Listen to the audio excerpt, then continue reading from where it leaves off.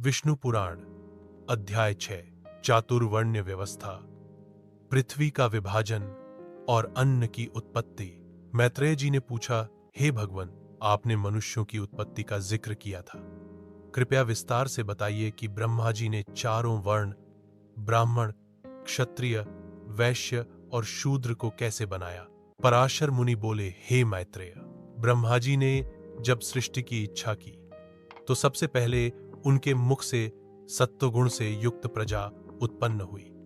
फिर उनके वक्ष से रजोगुण प्रधान, जंघाओं से रज और तम युक्त और चरणों से तमोगुण प्रधान प्रजा उत्पन्न हुई। यही चारों वर्ण बने। ब्राह्मण मुख से, क्षत्रिय वक्ष से, वैश्य जंघाओं से, शूद्र चरणों से। ब्रह्मा जी ने इनका निर्माण इसलिए किया ताकि वे यज्ञ का संचालन कर सकें। यज्ञ से देवता प्रसन्न होते हैं, वर्षा होती है और संसार की तृप्ति होती है। यही मानव कल्याण का मार्ग है। जो लोग अपने धर्म का पालन करते हैं वे ही यज्ञ कर पाते हैं। इन्हीं यज्ञों से मनुष्य स्वर्ग, मोक्ष और अन्य लोकों की प्राप्ति करते हैं। जब ब्रह्मा जी ने इस वर्ण व्यवस्था की रचना की तब सभी लोग धर्मपरायण, स्वच्छ विचारों वाले, पुण्यकर्मी और भगवान विष्णु के प्रति श्रद्धावान थे।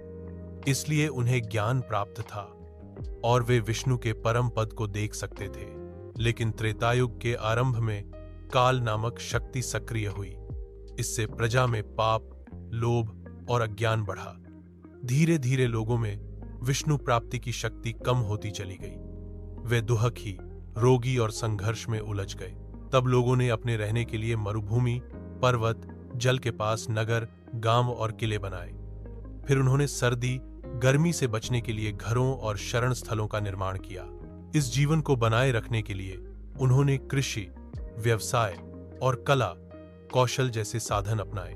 ब्रह्मा जी ने जो अन्न उत्पन्न किए वे 17 प्रकार के ग्राम्य अन्न थे, जैसे धान, जौ, गेहूं, तिल, काउंगनी, ज्वार, मूंग, मसूर, कुल्थी आदि। इनके साथ 14 यज्ञीय औषधियां थीं, जिनमें श्यामा, नीवार, वनतिल, वेणुयव, मक्का आदि शामिल हैं। यज्ञों से ही इन अन्नों की वृद्धि होती है।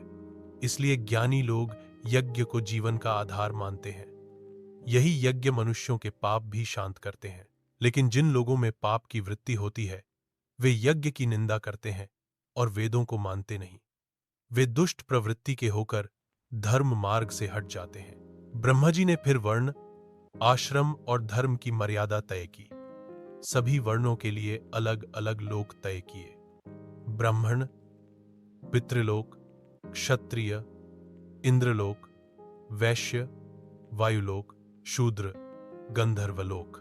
इसी तरह ब्रह्मचारी, मुनियों का लोक, गृहस्थ, पितृलोक, वानप्रस्थ, सप्तर्षिलोक, सन्यासी, ब्रह्मलोक, जो योगी आत्मज्ञान में लीन रहते हैं उनका स्थान अमरपद मोक्ष होता है।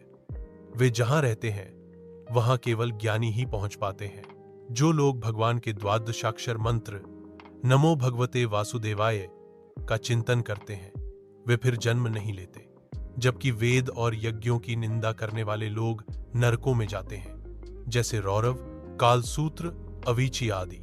अध्याय 6 समाप्त। अगर आपको यह अध्याय ज्ञानवर्धक और प्रेरणादायक लगा हो तो इस वीडियो को लाइक करें, कमेंट करें और चैनल को सब्सक्राइब करना न भूलें। अगले अध्याय में जानेंगे मरीचि आदि प्रजापतियों, तामस सर्ग, स्वयंभुव मनु, शत्रुपा और उनकी संतानों का रहस्य।